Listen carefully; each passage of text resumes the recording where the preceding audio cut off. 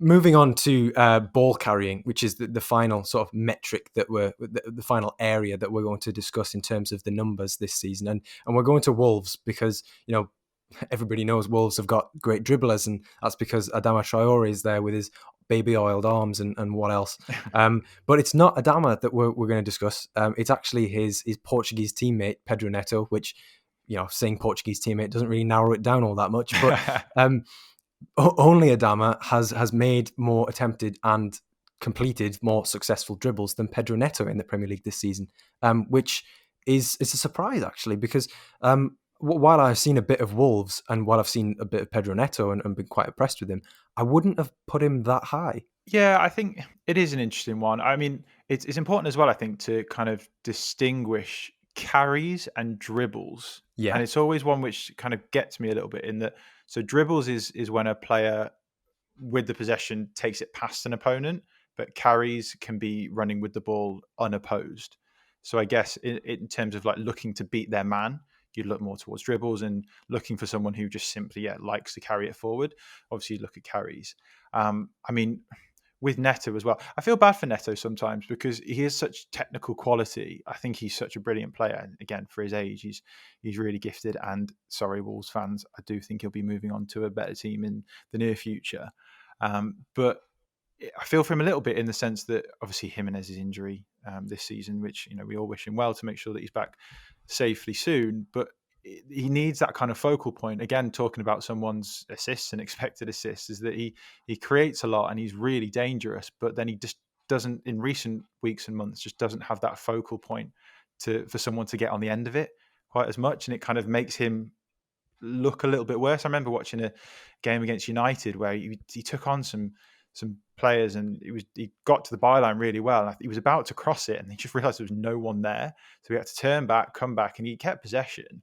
But where the opportunity was to maybe get a ball into the box, he couldn't quite do it. So I do feel bad for him that he's maybe his quality, even though we're talking about him in glowing terms now, isn't maybe highlighted as much as it maybe should be. I think with Adama Traoré, I think he's baby oiled up. He's fast. He runs like a steam train. But as I think is well documented, his end product is just not good enough. I think. I mean, he's got obviously no goals, no assists this season.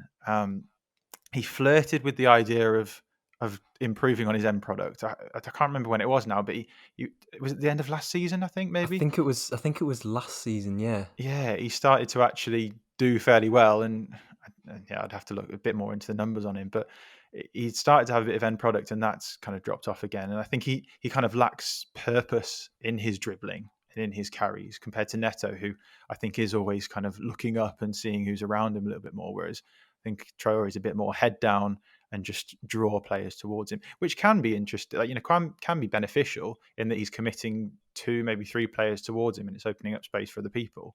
But if he's not then passing to those people in space, then unfortunately Wolves don't actually then get on a good attack.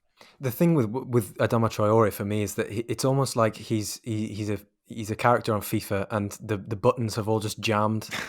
So you go to sprint and the right trigger has jammed, and he's just sprinting full pelt, and whereas Pedro Neto would maybe be a bit more less full throttle with the trigger, shall we say. But it's interesting that you say that maybe Adama Traoré, for how good he is at dribbling and beating players, maybe isn't as effective or efficient with that end product, and I think that's reflected in shot creating actions. Again, coming back to that, so Adama Traoré and Pedro Neto are both on par for shot creating actions preceded by a dribble, and they're both on 12, which means that even though Traoré is dribbling and beating players more, that he's not turning that into shots for his teammates. Essentially, he's not creating these opportunities for his teammates. And while they're both sort of streets ahead of the rest of the Premier League in terms of carries, dribbles, both metrics, only Harry Kane, which is actually quite surprising, has more shot creating actions preceded by a dribble in the Premier League this season, and he's only 1 ahead on 13. So for Wolves to have two of those players, it makes you wonder, like, if Jimenez was in this team, how much better would Wolves be doing from a purely, being a Traoré and Neto providing these chances off the back of dribbles standpoint? Yeah, no, I think that's a really interesting point. I am quite surprised about that Harry Kane one as well. That's good. I'm going to have to go back into the numbers after this episode just to look into that a little bit more. But yeah, I think that is a really good point in terms of these sorts of metrics actually require a shot to be taken in order for it to kind of be logged. And there's more advanced metrics out there which I think are really interesting, and probably for another episode that actually look to quantify that in terms of from when a player starts their possession to ends their possession for whatever reason, how much value do they add to the team towards their team scoring a goal, or certainly taking a shot, but the shot doesn't actually have to be taken. So I think that's where it's, certain examples called like non-shot XG, and there's certain things like possession value and expected threat, which I'm sure yourself and a lot of the listeners will be aware of. But there's some really interesting, more advanced metrics which allow you to look at that. And I think Traoré would be quite high up in that regard as well, because he maybe doesn't have that end product quite as much, but he does certainly advance the ball, sometimes sideways, sometimes out the stadium, but quite often, towards the goal. He actually does add value in getting it into higher quality areas and progressing that ball forward. So, there are loads of other metrics that can maybe add a bit more context, as we've spoken about before, to that. But yeah, the shot creating actions one definitely obviously requires a shot to be taken to show them in that light. I mean, I've absolutely no doubts that Adama Traoré has a very high expected threat value, because he's absolutely terrifying when he's running at you.